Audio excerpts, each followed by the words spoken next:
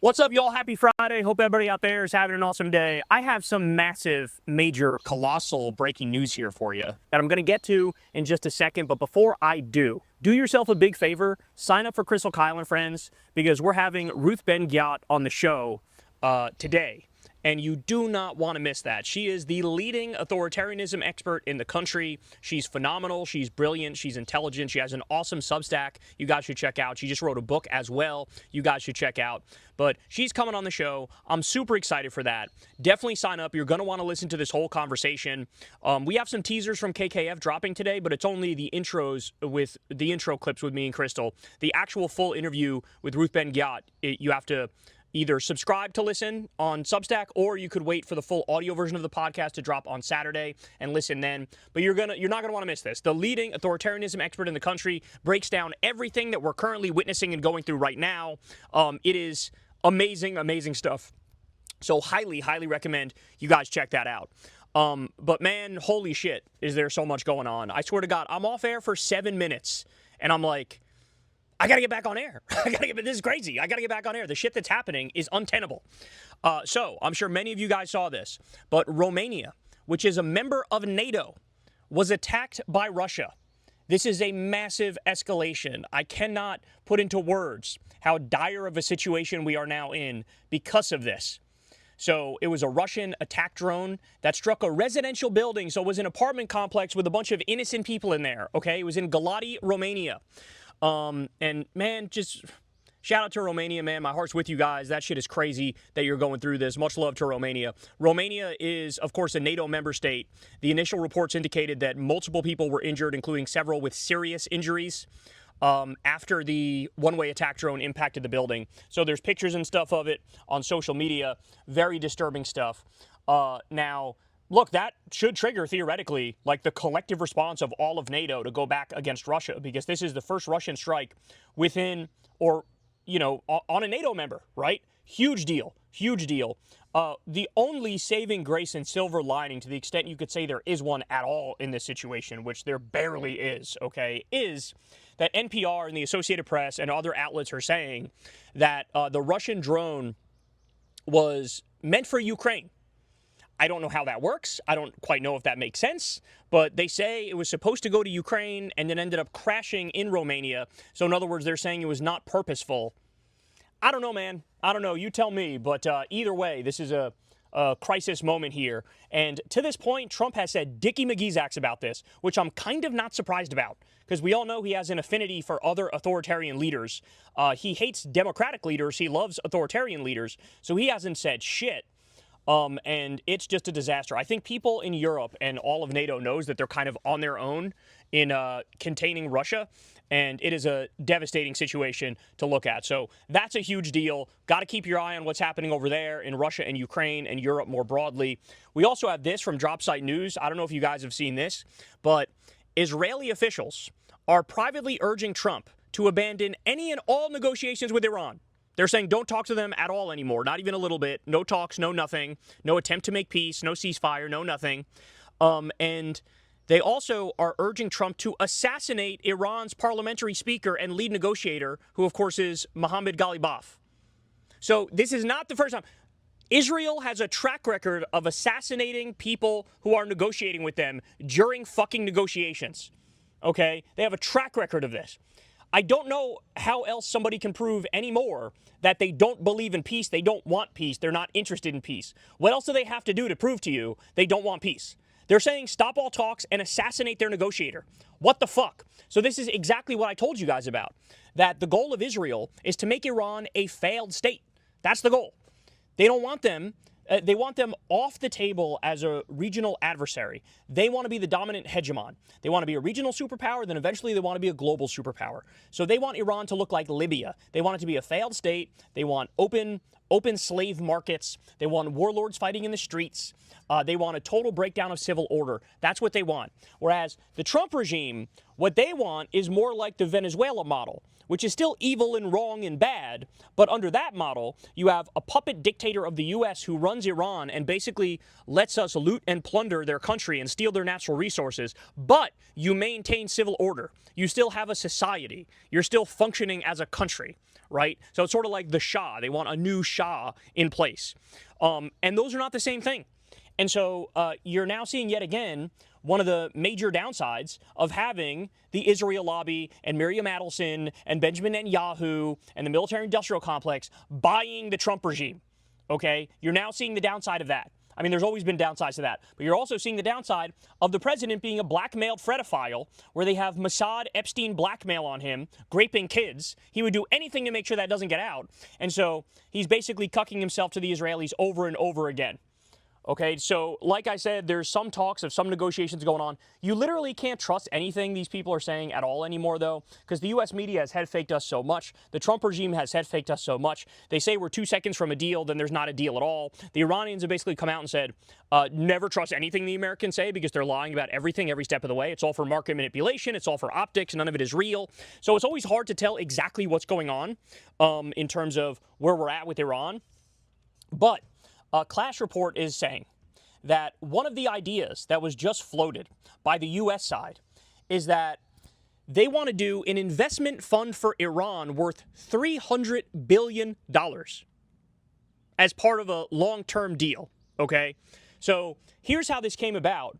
Iran was demanding reparations for the illegal war waged against them because so much of their shit has been bombed. It really fucked up what we did to them, what us and Israel did to them.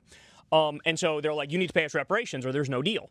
And so the idea of Jared Kushner and Steve Witkoff, of course, is, well, let's not call it that, but we'll do an investment fund worth $300 billion. And that's the low end of what Iran is demanding. They're saying between $300 billion and $1 trillion is what you need to give us. And you'll never guess what else is part of this.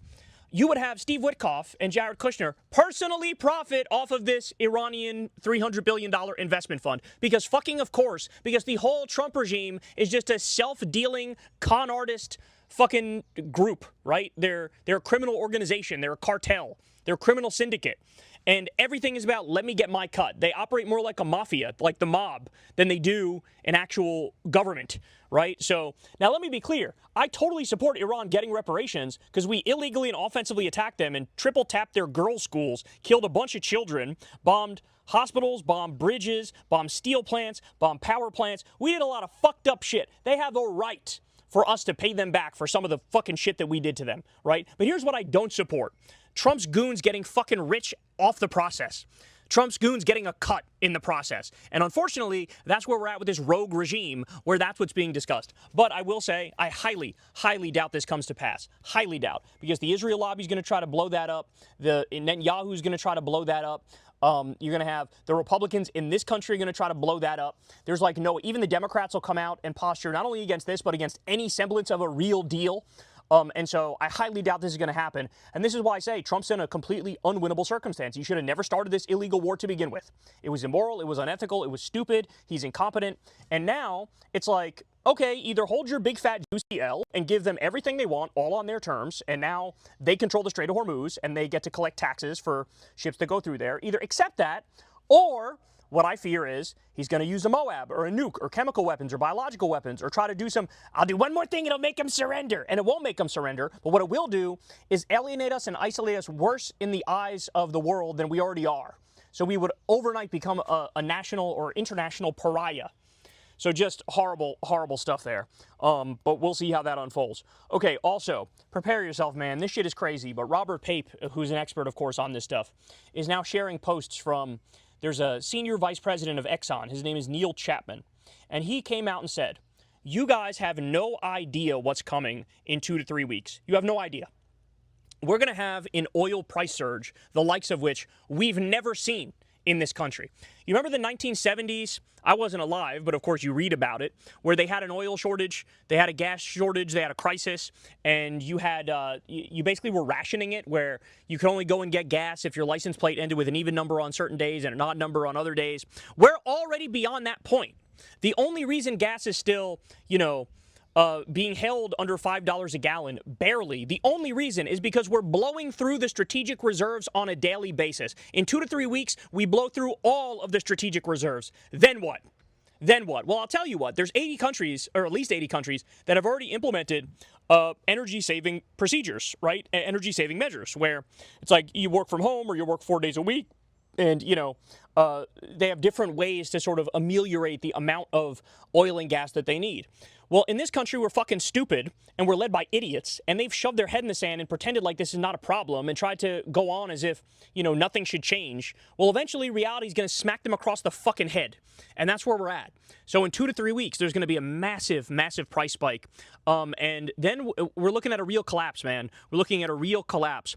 I fear, you know, even basic trucking stuff doesn't get done because it's just too expensive to run the trucks. They don't have the gas for the trucks. It's too expensive. So who's going to take the contracts to like deliver food to rural areas in the country? Like, we're talking about a crisis the likes of which we've never seen before, where it is unfathomable. So in 2 to 3 weeks, the next wave of the energy shock is going to absolutely just stun the country. It's going to stun the country. And there's nobody in the White House who knows how to take the wheel and actually steer us out of this. Even if Trump were to somehow get a deal today and it opens up the Strait of Hormuz today, we're still going to go off this cliff because it takes a long time for the oil and gas to get through the Strait of Hormuz and get to the global market. So even if everything was fixed today, which it's not going to be, we're still fucked. So just unbelievable, man. Everybody's got to wake up and realize what's going on here. I think people are sleepwalking. I don't think they have any idea what's coming. I think they have no idea. All right. We also have this. Food prices. This is a post here from Emma Vigland. She says, food prices rise for the second straight month due to the Iran war fertilizer shock, climate change-driven extreme weather, and the smallest cattle herd in 75 years, also driven by drought and high costs. Food shocks are harder to reverse than oil shocks due to harvest schedules. So this is the other thing, right? How long until we're facing, like, Dust Bowl-like conditions, right? This is what I fear for the long run, man, is like, we fucked with the climate so horribly. We've been so dumb for so long that I could see drought, I could see famine, I could see all sorts of basically irreversible problems that we don't realize how bad they are until that fucking moment is here. So just, at this point, I don't even know what to say. I don't even know what to say. But, those food prices are going to continue to go up, and wages are certainly not keeping up with inflation, and you have more unemployment because of AI, and it's just like, what the fuck are we doing to this world? What is this world coming to? And nobody's being honest about these things, right? Who's telling you this stuff? You're listening to some asshole like me on YouTube run my mouth who's trying to tell you this stuff? Like, I'm just a regular dude. Shouldn't the experts be out there trying to do something about this, trying to fix this? No, they're not. They're too busy building a fucking idiocracy ring in the lawn of the White House to set up the fucking fights that are happening there. It's just incredible. All right. We also have Politico saying the following, quote, the U.S. has the troops in place to attack Cuba. Pentagon puts building blocks in place for Cuba invasion. I've been warning you guys about this. It's almost certainly coming. I mean, we've heard the commentary from Marco Rubio. We've heard the stuff Trump says. I'm going to take it. I'm going to take it. I'm going to own it. That's what I'm going to do. I'm going to take Cuba. I'm going to own Cuba. He talks not only like a grapist, he talks like an old school imperialist, man. In old school, like back in the day when they didn't even have the pretense of a, humanizing mission, of a democratic mission. Like, oh, we're trying to deliver the right values to these backwards people. They're not even doing that. They're just doing like, I'm going to take it. I'm going to own it. Fuck you. Get in the grave. Like, this is where they're at. And so... just horrific news here, man. I think we're going to do it. And if I had to guess, I would honestly say, I think they're going to do it on Trump's birthday, right? I think they're going to do it on June 14th. And if not on June 14th, he's going to try to make a spectacle of it on some like important day. That's my guess, because this is what he does. This is his MO. Or he'll try to do a head fake where he's like, oh, we announced a peace deal, and then like immediately do the attack after he announces a pretend peace deal. I mean, these guys are demonic. I was making fun of Tucker Carlson because Tucker was saying some of my theories are crazy, and I don't want to share them because I'll sound too crazy. And then he goes on to hint at what those are, right? And one of those theories is like, why is it that so many people around Trump end up getting sick? They end up like getting cancer. Now there's been like 5 or 6 people in Trump's immediate orbit who've gotten cancer in a very short time frame. And, the implication there from Tucker is that like, no, he's like an actual demon. He's like the devil, or, he's got some like negative aura, negative energy frequency or vibration or whatever the fuck you want to call it that just puts this evilness out into the world that literally makes people get physically ill. And I'm not a religious person. I'm not even a spiritual person. I'm not a very metaphysical type person by any stretch of the imagination. But as I've said about Trump, he actually embodies the polar opposite of what the supposed ideal is supposed to be for humanity, right? If you think about humanity and you think about like who's the best person, somebody like Jesus Christ comes to mind, or somebody like a Gandhi type comes to mind, where it's like, you know, you're sympathetic, you're empathetic, you believe in equality, you believe in justice, you believe in freedom, you believe in liberty, you want to help people, you know, you're selfless, and he's the opposite of all of the stuff we were always told to be. So, not in a metaphysical sense, but in a literal sense, he does nothing but put bad vibes out there into the world. And I've never seen it more validated than during this whole second regime crime spree. Here's another thing he said the other day. I know you guys have seen this, but Trump threatened to attack Oman if they, quote, don't behave. Quote, Oman will have to behave just like everybody else, or we'll have to blow them up, he said. Oman, by the way, is one of the lead mediators and negotiators and go-betweens when it comes to the U.S. and Iran. And now he's threatening to blow them up because Oman was working with Iran on a potential way to fund taxes or some sort of fee for countries to go through the Strait of Hormuz. So they're trying to actually like solve the problem, right? And say, here, let's set up a system where we can reopen the Strait of Hormuz, but Iran gets a little piece of the action. And Trump looks at that and goes, how about I blow you up? I mean, insane. I'm at a loss for words. I'm at a loss for words.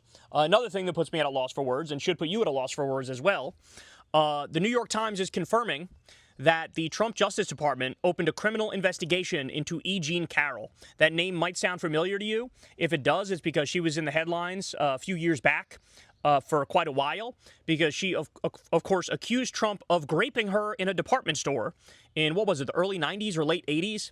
And turns out in civil court, she ended up winning. So he is liable for that, and he owes her a shitload of money. I forget the exact amount, but he owes her a lot of money because the jury found what she had to say convincing. So incredible stuff. He was caught dead to rights here in the same way he's caught dead to rights in the Epstein files, being listed literally over 1 million times. He's the #1 name listed in the Epstein files over and over and over.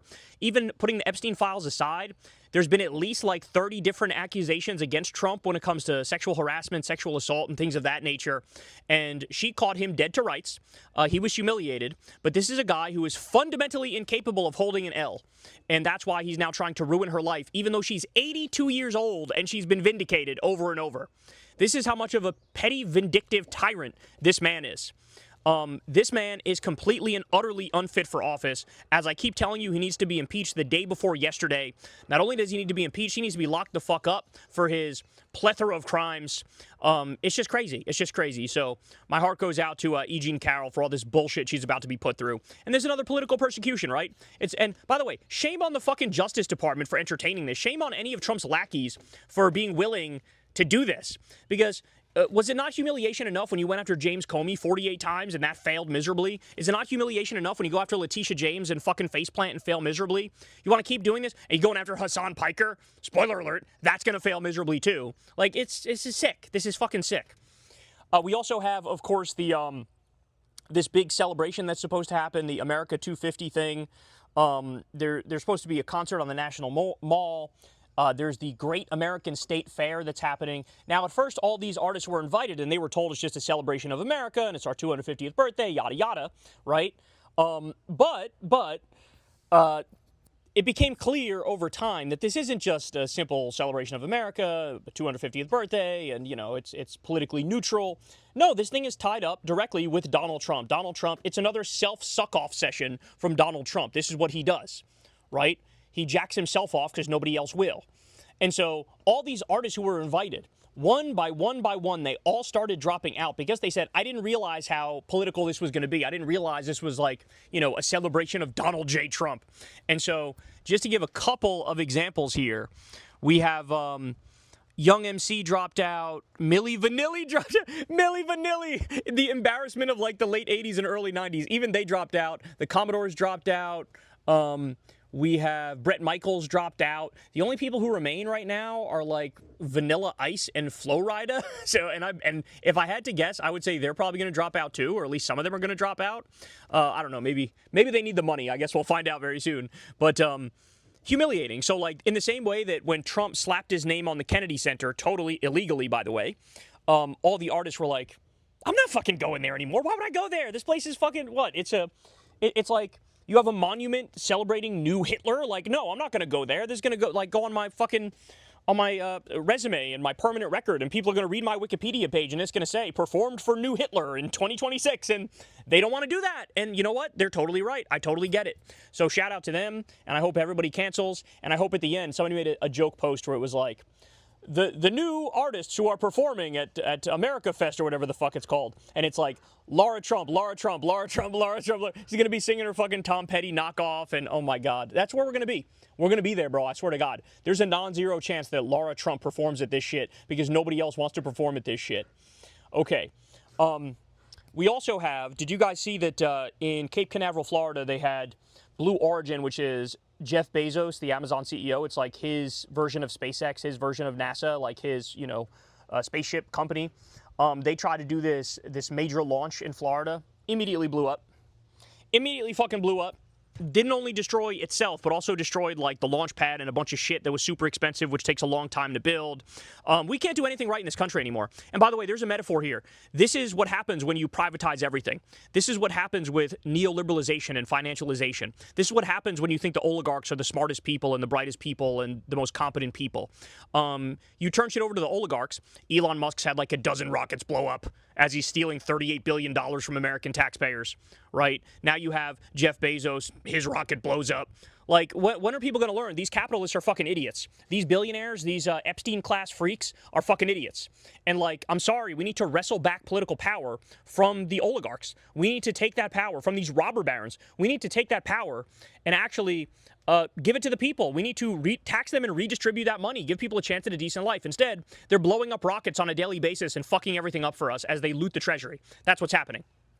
So, let's also talk a little bit here about another Epstein-class freak by the name of Peter Thiel. So we just discussed the other day, J.D. Vance just ended his Presidential Exploratory Committee, which is a big deal because it's kind of a sign that he's like, I'm going to go ahead and not run because I think I'll get my cheeks clapped by any Democrat with a pulse, which is very self-aware of the failed drag queen J.D. Vance, the smoky-eyed sociopath.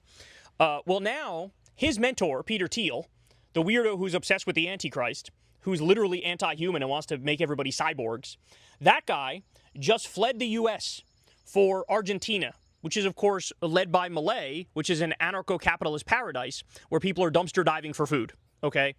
But Peter Thiel said on his way out that he thinks he may have overstated AI's impact on society, particularly on employment, and now people are speculating that something bad is coming, and that's why he's dipping, right? Like, there's some major crash coming, there's some societal unrest that's coming, and he doesn't want to be here at the time. We also have people saying, and shout out to Alan Mizrahi, he says the following. The plan of Western elites is quite clear at this stage. They want to collapse Argentina completely, ethnically cleanse it, and take it over as the first fully corporate-held state, while destroying the rest of the world. I am not sure they intend to stop after one country. And people are speculating this is why he's going to Argentina. Because remember, he tried this with Honduras. What was it called? Prospera? He's like created this like corporate state in Honduras called Prospera. And then I believe he was eventually sued for, they shut it down because it was this massive failure and there were all sorts of issues around it. And then he sued for $10 billion, the government of Honduras. So this is what they want. And by the way, there's reporting that this is why they also want Greenland, why Trump is keen on Greenland, is because the Epstein-class robber barons are saying, we want Greenland to make it an anarcho-capitalist corporate slave state, right? And so it looks like that's what he's now trying to do with Argentina, and Milei will let him. Milei will let him. This guy is fucking mental, Milei. He's demented, as everybody knows. Okay. We also have this. I wanted to share this with you. Somebody else says about Peter Thiel. These are all the theories about why this guy is now seemingly fleeing the United States. Somebody says, I know all about his plans. He's using Argentina as the beta test for his new software. They can't roll out a total surveillance state on 330 million Americans instantly without massive resistance. So he's rolling it out on 45 million Argentines first. Thiel will use Palantir to integrate Argentina's banking, health, and security data, as they are doing in the U.S., to perfect the algorithms for predictive policing and political suppression. Once debugged in Buenos Aires, it gets exported back to Washington, D.C. Argentina is the lab rat. He's going to Argentina to build the surveillance architecture that the Trump-Musk regime will eventually use to destroy American democracy. But he needs a place to incubate it where the red tape has already been cut. So there's another theory as to what Peter Thiel is doing. I don't know what the fuck he's doing, but I know it's not good. I know he's up to no good. Because anybody who's that obsessed with the fucking Antichrist, as he shows all the signs of himself being the Antichrist, anybody that's that anti-human and wants everybody to be a cyborg, anybody who, gives no shits about people, right? Like, he's a demon. He's bad news. And him fleeing is a very worrying sign, to say the least. Okay. We also had this that I wanted to share with you. The Trump regime are now trying to put Trump on a new $250 bill. And I saw the Democrats fired back and said, no, here's what the bill should look like, and it's got Trump and Epstein on it. But in all seriousness, this shit is fucking crazy, and we are living through history in the worst possible way, because as Aaron Blake points out on Twitter here, George Washington declined to be featured on currency when he was living, fearing it would be reminiscent of a monarch. So the father of the country was like, don't put me on money like that. I don't like the way that looks. I don't want to be viewed as a monarch. And then he says, Congress in 1866 passed the Thayer Amendment, which stated, no portrait or likeness of any living person shall be engraved or placed upon any of the bonds, securities, notes, or postal currency of the United States.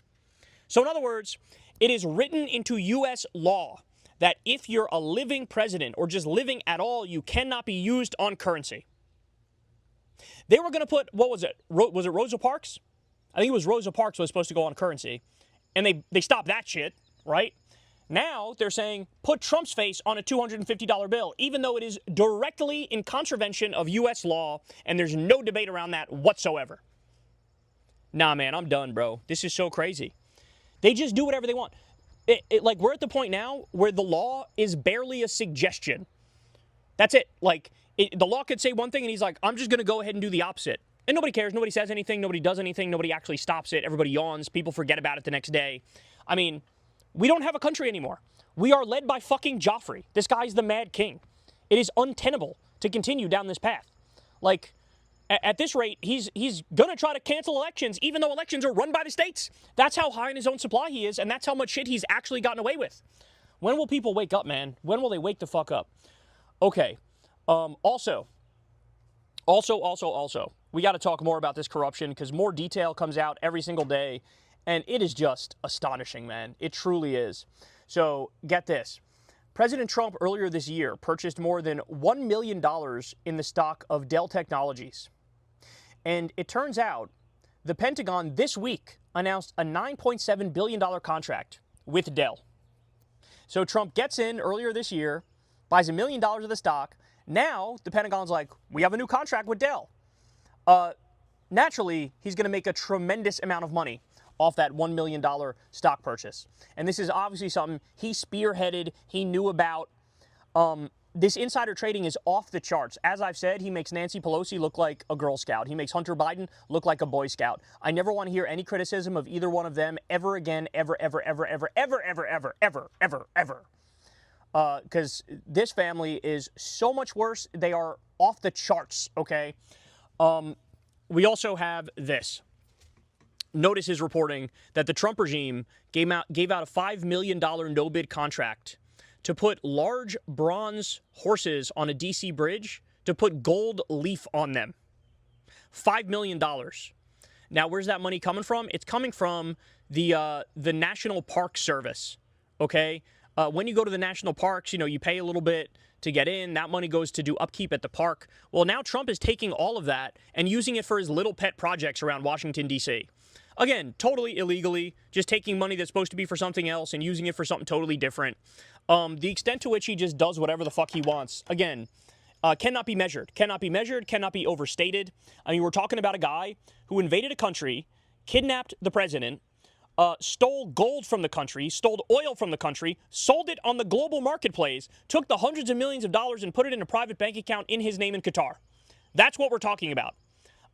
We're talking about a guy who's shaking down the American taxpayers to the tune of $10 billion for his absolute bullshit, fake board of peace, which is supposed to be above the UN. It's really just a slush fund for him and his family.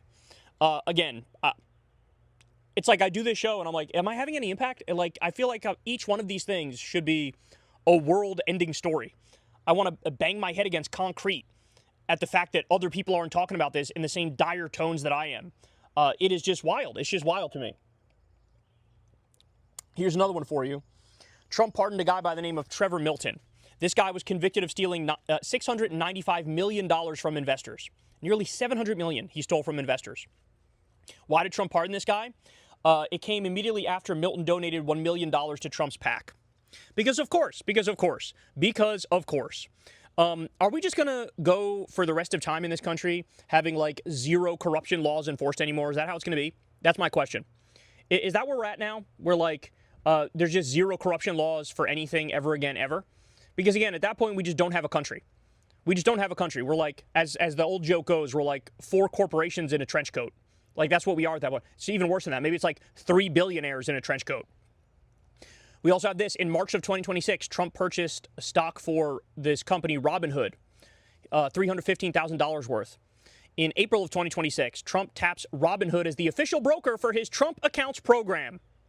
Yet again, getting in on the ground floor, getting phenomenally wealthy, off his insider knowledge. This guy has, to say he has the mind of a criminal is an understatement. And by the way, nobody should be surprised by this because Trump was coached by this guy named Roy Cohn, who was a famous mafia lawyer.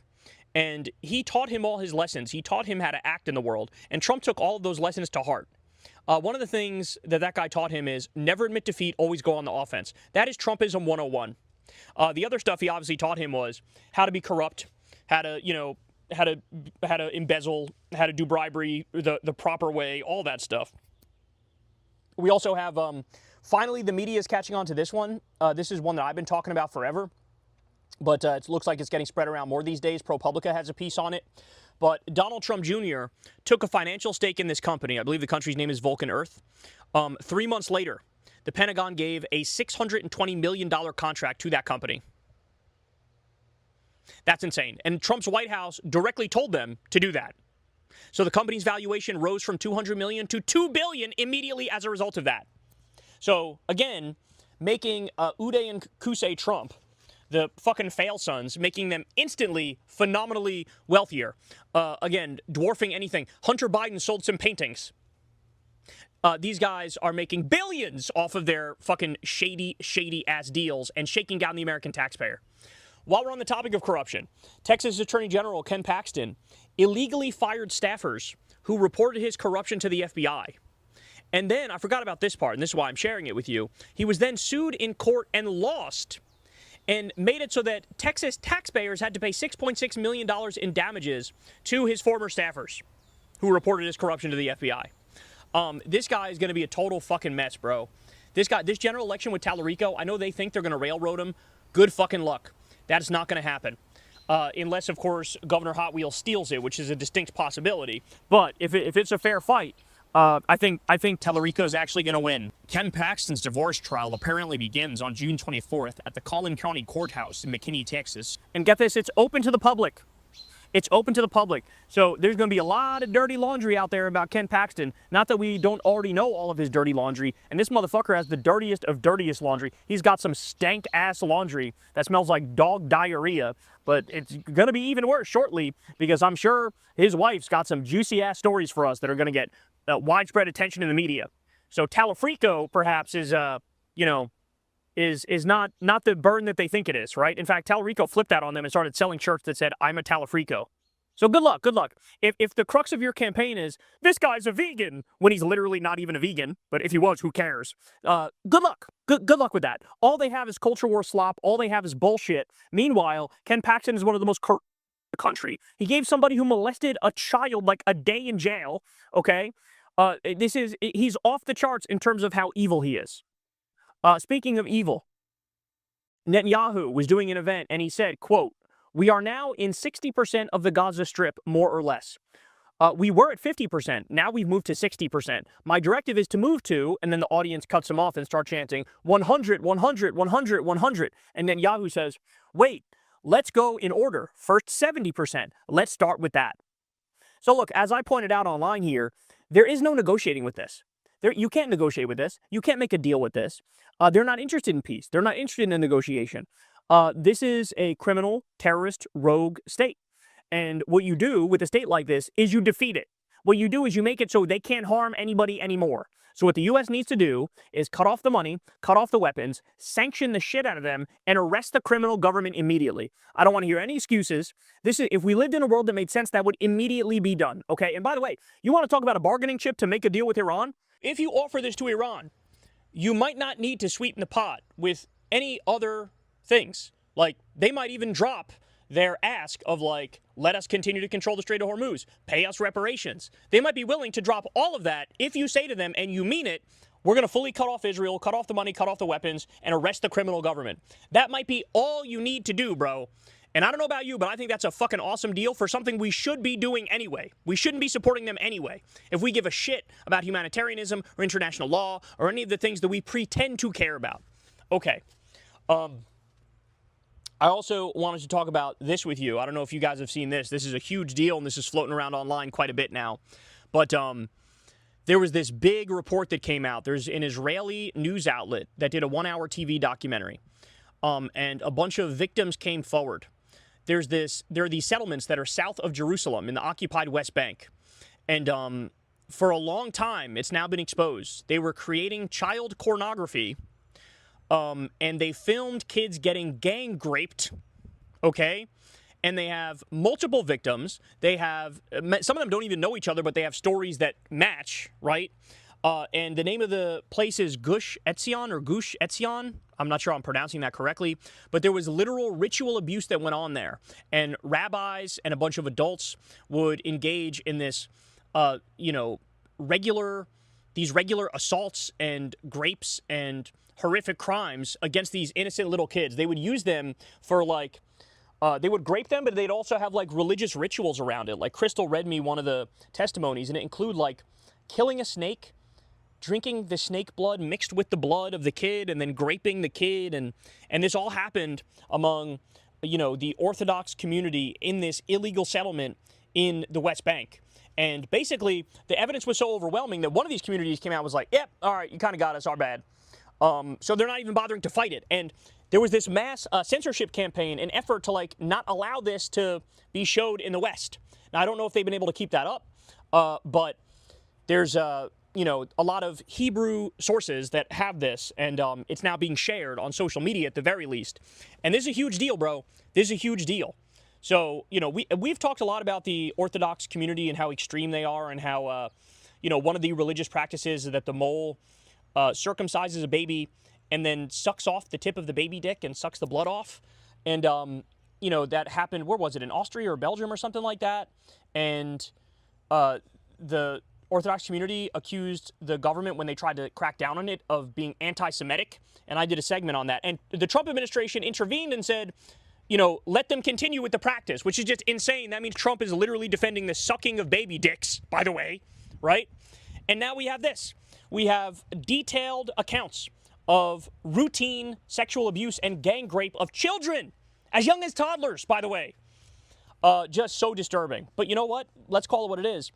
Completely and utterly unsurprising, given the nature of what Israel is, right? We got to be honest about this. When you look at what they're doing in Gaza, when you look at what they're doing in the West Bank, when you look at what they're doing in Lebanon, when you look at the shit that the leaders say, when you look at how they did a genocide with glee, when you look at the stuff they say internally, when you look at the right to grape protests, where an IDF soldier was graping a Palestinian prisoner, it was on video, and they opened an investigation into it, and then the public protested on the side of the rapist, right? He became a national hero. That says a lot about this society. It's a sick, sick society, and everybody's got to be honest about that. It's not a coincidence that here in the U.S., the illegal war against Iran has like a 30% approval rating, right? But in Israel, it's got like an 80% approval rating. What does that say? What does that say about that country? There's very, very serious issues there, man. You got to be honest about this. You got to be honest about this. Okay. On this same topic, there's this guy by the name of Jonathan Pollard who was a spy for Israel. He was caught. He was working in the U.S. government, but he was outed as a spy. He went to prison. Now, Mike Huckabee was found. This guy was released eventually. Mike Huckabee was found hanging out with this guy, right? Having secret meetings with this guy. A literal Israeli spy who infiltrated the U.S. government and stole a lot of our secrets, okay? Now this guy's out there, and he's doing podcast shows and shit, and he said the following, quote, "For the U.S., nuclear weapons are viewed as something that should only be used as a last resort. I don't care if you start throwing nukes immediately, and I've been pushing for using nukes against Iran." Bro is saying this shit out loud. He's saying this shit out loud. He's saying, let's nuke Iran. Again, I want to reiterate this. There is no negotiating with this. There's no negotiating with this. This can only be defeated. That's the only way to handle this, is to defeat it, okay? More. So even former governor of Texas, Rick Perry, he's on the record talking about Ken Paxton's corruption and his insanity. And Rick Perry said, this is a Republican. I don't agree with him on virtually anything except this. He says that Ken Paxton initially offered a plea deal to a man who admitted to molesting a child to serve only 1 day in jail. 1 day.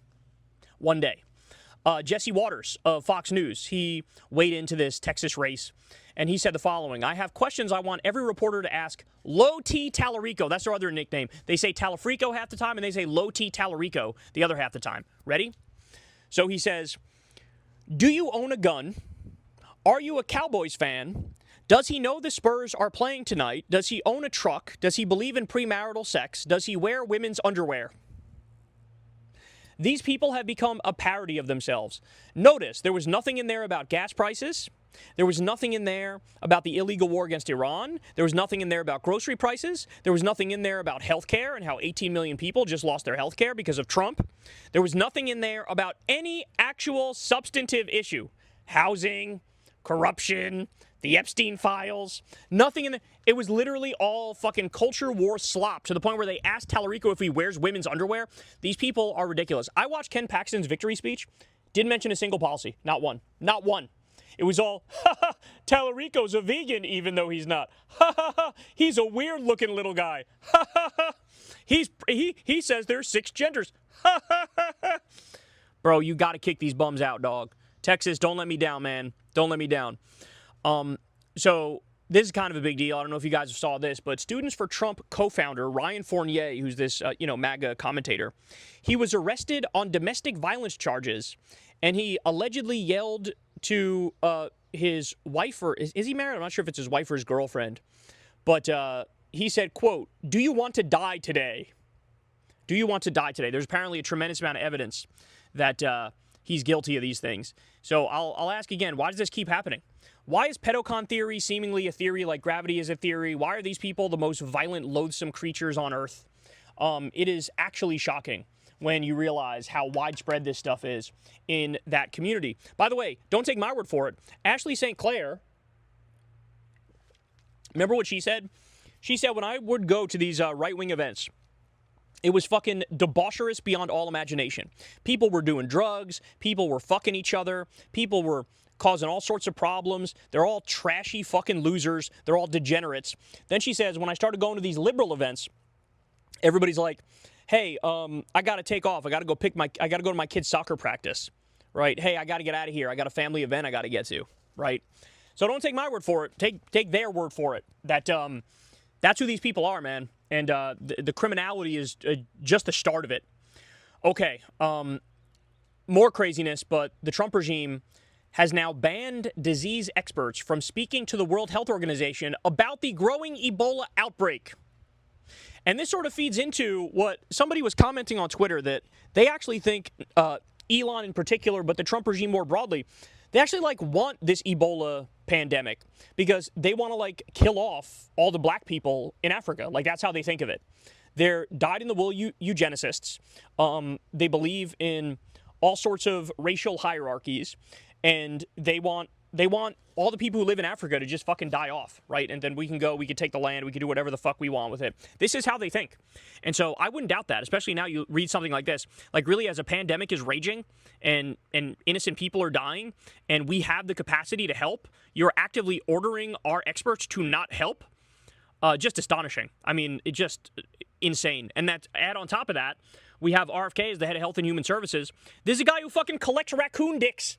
He collects raccoon dicks. He beheaded a whale and put it on top of his fucking van, right? This guy who thinks nicotine is healthy for you and is a total anti-vax crank And this is the guy who's making health decisions in our own country for HHS. Just so obnoxious. So fucking obnoxious. Did you guys see that 11 people are now presumed dead after there was a catastrophic chemical tank exploding in Washington state? Now, remember, there's still that. I haven't seen an update on what's going on in California. There's a chemical leak in California. We showed you guys this on the show the other day. That's devastating. That's terrifying. That's scary. Because they made it seem like it's inevitable the motherfucking thing's going to explode at some point, and they evacuated 50,000 people who live around it. I mean, it's like we're smart enough to create modern society, but we're not smart enough to modern society, right? And now you have a different chemical catastrophe where this tank imploded, killed 11 people. And by the way, this is going to be Trump's legacy here. Trump's legacy is mass deregulation. And when you do mass deregulation, you know what happens? Shit like this. When you take away the clean water rules and the clean air rules, when you take away all the rules and regulations around oil companies and gas companies and chemical companies, well, then they cut corners, it gets unsafe, and bad shit happens, bro. Turns out the rules are there for a reason. It's all those busybody, well-meaning liberals who came up with these safety rules. Turns out they know what the fuck they're talking about. Turns out when you go to school for shit like this for 4 years or more, you come out knowing a thing or two, and you create processes and guidelines that are actually very fucking helpful. And then when these oligarch dipshits get rid of it, they soon realize, oh, wow, maybe I shot myself in the dick by saying, let me run wild, right? It's like when you look at these oligarchs and these conservatives wanting to like, oh, let's get rid of all the rules in society. It's like, you sound like the toddler who's like, hey, give me candy. And then they sit there and eat all the fucking Halloween candy in one sitting, and then they're fucking viciously sick. Like, yeah, you're not supposed to do that. Maybe you're too dumb to realize that, but when others tell you, it's like they know what they're talking about when they try to regulate your ass. But that's who these people are. They're a fucking joke. They're a joke. And now 11 people are dead. So, new poll out from Overton Insights. It's a head-to-head primary, AOC versus Newsom. In that poll, it's Newsom 35, AOC 43. So AOC is leading the head-to-head against Newsom in this poll. I got to be honest, man, I'm not too surprised. And the reason I'm not too surprised is people are fed up. People are sick of it. We don't need establishment politicians. We don't want half measures. We don't need people who are going to split the difference and be centrist. We want fucking crusaders for our values. And AOC has that label on her, right? There's that perception of her that's out there that this is a fighter. She's, inheriting Bernie's legacy, if you will.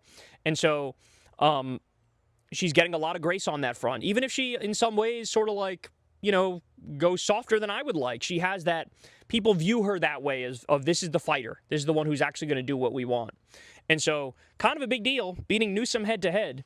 I think we're in for a bunch of surprises, a bunch of shocks in the 2028 Democratic primary, because I think a lot of people who are viewed as top-tier candidates are going to crumble instantly, and I think a lot of people who aren't viewed as top-tier candidates are probably going to surge into top-tier candidates relatively quickly. So we'll find out. It's a little too soon to do this horse race speculation type stuff, but that's a big deal to me, that she's up on Gavin in a poll in a head-to-head. Okay, so I'm sure you guys saw on Twitter that you had the Democrat Twitter account responded to Stephen Miller. When Stephen Miller called James Tallarico the first transgender U.S. Senate candidate or something like that, you had the Democrat account respond to him and say, "Shut up, you ugly fuck." I completely and utterly agree with that. Let me just say, everybody who's nominally a Democrat, a liberal, or a leftist, and they're complaining about that tweet, you can go ahead and shut the fuck up ski forever, because, no, we're not playing this game anymore. That's what we need to understand. Republicans have always got to play by a different set of rules. They've got to say whatever they want. They've got to do whatever they want. And we always had to sit there and take it. We always had to do that when you go low, we go high. We've always had to be the bigger person, the better person.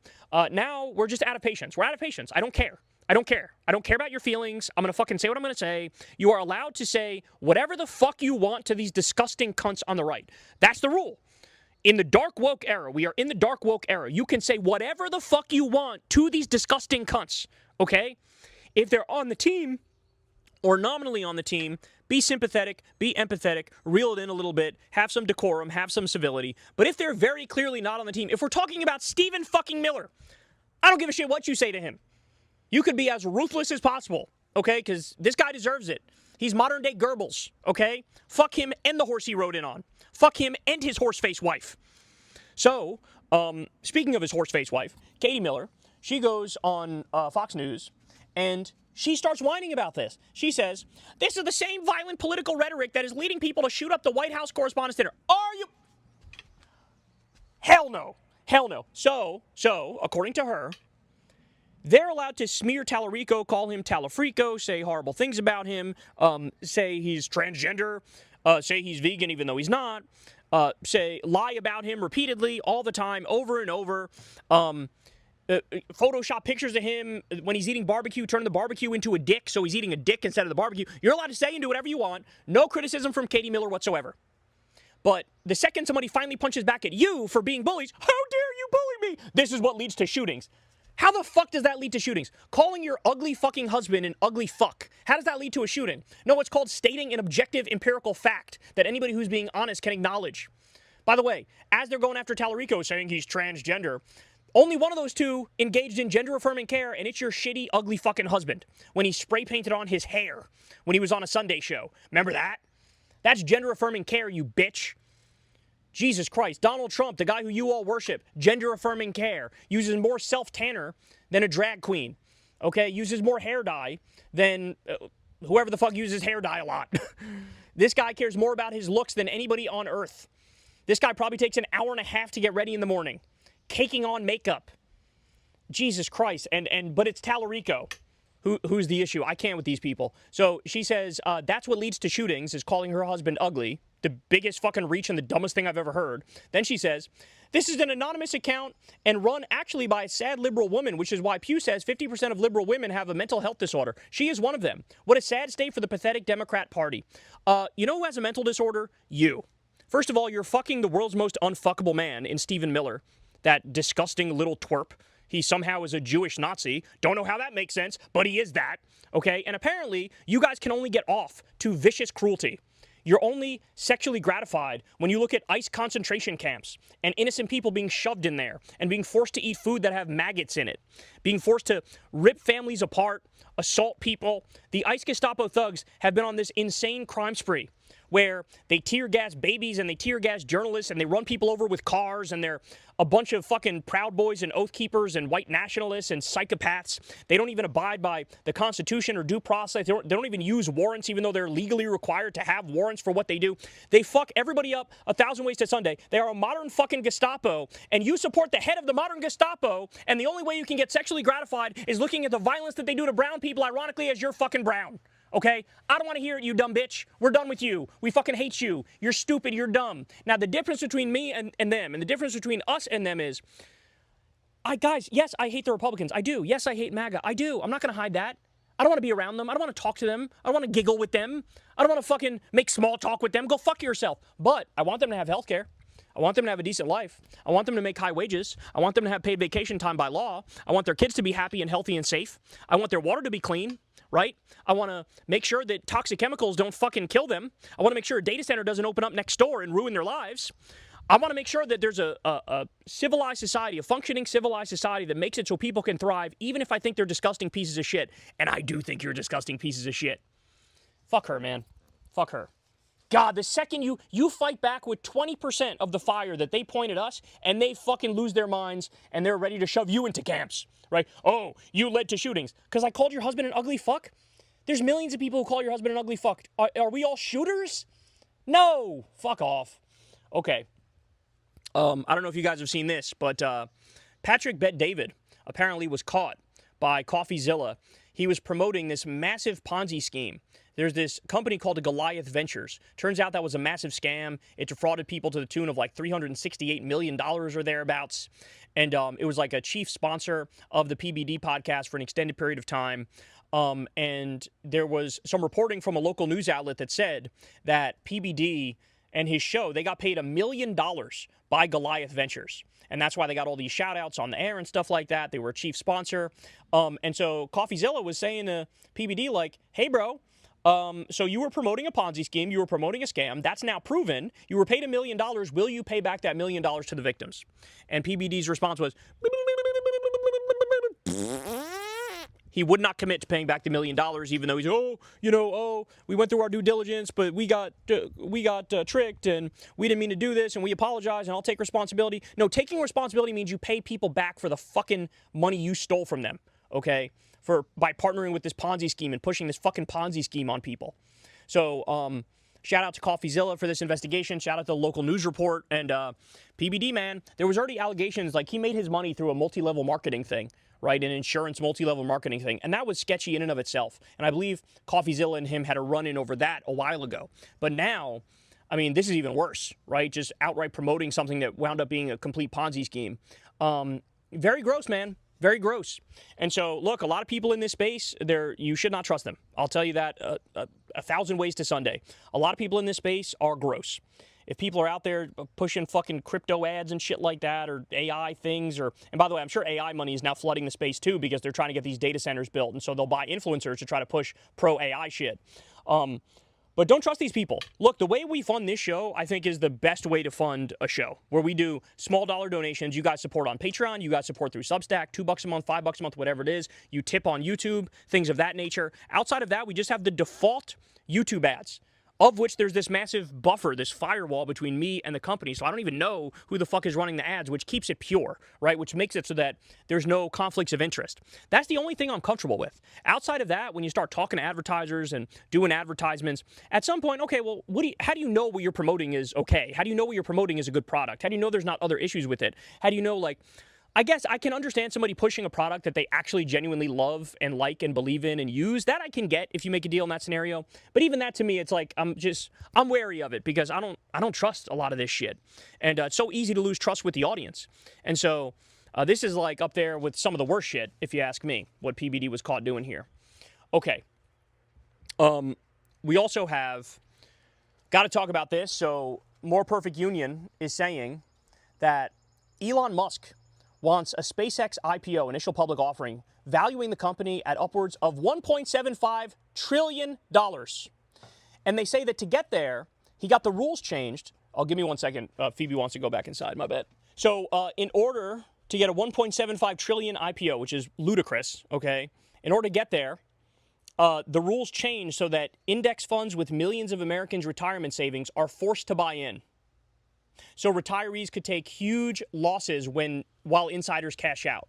So as what's this guy's name? I'm sorry. I don't know his name. Something Hill? JP Hill? Shout out to that guy. Don't know his first name. He used to have it there, but now he's got something else on his Twitter. But he says Musk might literally pull off the biggest scam in history. I think he's right. I think he's right that if he pulls this off, it is literally the biggest scam in history. Remember, guys, this is a guy who took $38 billion from U.S. taxpayers to make a dozen rockets explode in the air. This guy's the king of vaporware. He's the king of fraud. He's one of the biggest con men out there, right up there with Donald Trump. He's the worst of the worst. He's the worst of the worst. And he's like a classic example of, no, the oligarchs are not brilliant. No, the billionaires are not amazing and the hardest working and the most intelligent. They're actually a bunch of dipshits. They're actually a bunch of fucking idiots who get lucky. And if I'm being honest, they're the parasites. This is parasitic behavior. Okay, they're the parasites. It's not somebody who's on food stamps, barely getting by, okay, in between jobs. No, it's Elon Musk is the fucking parasite. And by the way, same guy who cut pediatric cancer research and Meals on Wheels, same guy who cut USAID, which has now led to millions of deaths in the developing world because now they don't have the HIV medication, they don't have the malaria medication, now leading to the Ebola outbreak. He's gonna be worth over $1 trillion. Nah, bro. I'm telling you, when we get to this point, somebody's gonna run for president on the banner with the slogan, "Make guillotines great again," and they're going to win with 400 electoral college votes. This is the path that we're going on. I'm just letting you know. And then finally, let's end with this. So my New York Knicks, man. My New York Knicks. I don't know how many of you are NBA fans, but this run that we've been on is the most impressive run of basketball, playoff basketball, I've ever seen. And that's based in the numbers. That's just not an opinion. Like, that's what the experts are saying. That's what the data and analytics people are saying. They're like, you know, the point differential. We've won by like 200 and some odd points against our opponents over the course of this playoff run. To put that in perspective, the last time the Knicks got this far in 1999, they beat their opponents by like a total of 15 points. So they're saying that statistically we're looking better than the 2017 Golden State Warriors, which is like prime Steph Curry when he couldn't fucking miss from three. He's shooting half-court shots and they're going in like butter, right? So I've never seen anything like this. I feel like at some point we got to come down to earth in terms of our shooting. I mean, everybody's shooting over 40% from three. That's unheard of. That's fucking unheard of, okay? So I feel like at some point our shooting has got to come down to earth. But goddamn, we're looking good. And Jalen Brunson has the hope of an entire city on his back, and it's been amazing to watch. I mean, these guys are fighters. They're the Nova Knicks, right? I wish we also had DiVincenzo. Unfortunately, we don't have him. He's with the Timberwolves, and he got hurt. I hope he gets better, by the way, because he's the man. Really like him. But, you know, we got the Nova Knicks, and they're looking good as hell. And at the same time that's going on, you have the Spurs versus OKC. And, man, I was not an OKC hater until this playoff run. And now I totally get why everybody all along has been OKC haters, and I'm also an OKC hater. Because the flopping, they flop more than anybody. I don't care what anybody says. They flop more than anybody. And then on the other side of the floor, they're like punching Wemby in the face and stepping on his foot and grabbing Castle's hair and pulling it. It's insane. And the whistle only goes one way.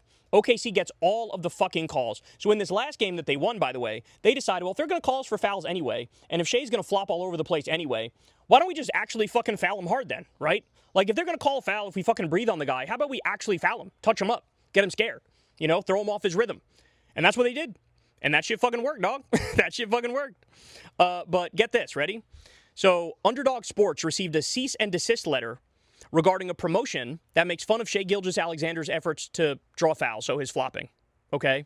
The Atlantic reported this. In a letter dated May 22nd, 2026, obtained by the Athletic, Eric Fishman of the law firm Arendt Fox Schiff LLP, representing Gilgeous-Alexander, asked Underdog to permanently cease and desist from any and all use of Mr. Gilgeous-Alexander's NIL in any and all media, including but not limited to your website, and it goes on and on and on. So in other words, we're trying to legally bully you into not making fun of his flopping. That is the biggest bitch move I think I've ever seen. That's the equivalent of when, like, Drake sued Kendrick for some shit, right, after he got bodied in the beef. Like, what the fuck is this? What the... Bro, everybody's talking about it. There's no amount of suing or trying to censor or suppress or shut up that's going to take this away from people. That's going to make people doubt their own eyes, right? It's not going to happen. So he's just making it worse by doing this. I think that's a fact. But by the way, I think the NBA likes this. The NBA wants this because the ratings are up because people are watching OKC like they're a villain, right? In the same way that, like, when you have the WWE, there's the face, and the face could be beloved, but you could also have a villain that's so hateable that you can't take your eyes off them. Like, they do such a good job of being the villain that you can't take your eyes off them. I basically tried to do that when I was on Piers Morgan and I was debating Michael Knowles, and I pummeled his cuck ass into the ground. I was like, I'm gonna go in there like the villain. I'm gonna wear my sunglasses, I'm gonna wear my most obnoxious pink ass shirt, and I'm gonna fucking, like, lean into the fact that, yeah, I'm an asshole, and I don't give a fuck that I'm an asshole. Go fuck yourself. And, like, I think I pulled it off where I was so hateable that you almost came all the way back around to, like, I can't keep my eyes off this guy, right? And it's the same thing. OKC is so hateable in a different way here that people can't help but, like, I want to watch because I want to hope they lose, right? And so stop and think about it. You have the Knicks, the babyface franchise that everybody's now rooting for. We haven't won in fucking forever. We got this amazingly likable team that's on a historic run. And then it could be either the golden boy Wemby, who's going to be a GOAT at some point in the future. I think everybody thinks he's going to be in GOAT conversations. Or it's going to be us versus OKC, who are the most fucking hateable villains on the planet. So I think the NBA is sort of trying to steer this shit in that direction where it's like Knicks versus OKC, and, you know, then we'll see what happens, but you can't keep your eyes off it, you know? But anyway, bitch-ass move here from Shai and OKC. Really, really understand why everybody hates them now. It's a real shame. Stop foul baiting, stop flopping, and, you know, stop with the double standards. The refs need to investigate these fucking refs. But again, I think the NBA wants them to act like they're acting, wants them to rig it one way or another. But anyway, guys, there you have it. There's all your updates. As I said, look, I'm telling you, man, if you take one thing from this, sign up for Crystal Kyle and Friends on Substack. Watch the whole interview with Ruth Ben-Ghiat because she's the authoritarianism expert, and I'm telling you, man, she nails it. She's on point, and she's giving us tremendous insight into what's going on in this moment in a way nobody else can. All right, I love you guys. I'll talk to you soon. Everybody have a great rest of your day.